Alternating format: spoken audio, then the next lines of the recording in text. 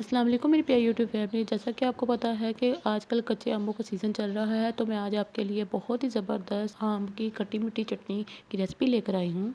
इस मज़ेदार सी चटनी को आप किसी भी चीज़ के साथ, पराठे के साथ या ब्रेड के साथ आप खा सकते हैं। तो देर किस बात की है, चलिए मेरी प्यारी यूट्यूब फैमिली भी बिना टाइम वेस्ट किए इस मज़ेदार खट्टी मीठी चटनी को बनाना स्टार्ट करते हैं।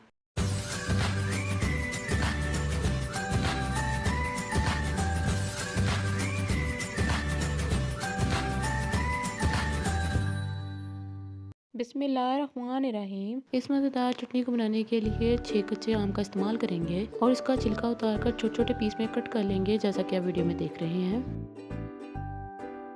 पैन में 4 टेबलस्पून घी डालेंगे। आप घी की जगह ऑयल का भी इस्तेमाल कर सकते हैं। घी डालने के बाद 6 साबुत लाल मिर्च डालेंगे। साबुत लाल मिर्च डालने के बाद अब हम इसमें 1 टेबलस्पून सौंफ और हाफ टेबल स्पून कलौंजी डालेंगे। इन तमाम चीज़ों को डालने के बाद अब हम इसमें कटे हुए कच्चे आम डालेंगे। हो जाने के बाद अब हम इसमें हस्बे ज़रूरत काला नमक डालेंगे। व्यूअर्स, मेरी एक बात का ध्यान रखिएगा, इसमें हम वाइट नमक का इस्तेमाल नहीं करेंगे। नमक डालने के बाद हाफ टेबल स्पून सुरख मिर्च पाउडर डालेंगे। सुरख मिर्च पाउडर डालने के बाद हम इसमें 1.5 पानी शामिल कर लेंगे। पानी डालने के बाद हम इसको 5 से 6 मिनट के लिए मीडियम फ्लेम पर पका लेंगे। अब हम इसमें 2 कप चीनी डालेंगे। चीनी डालने के बाद अब हम इसको उस वक्त तक पकाएंगे जब तक चीनी का पानी खुश्क ना हो जाए।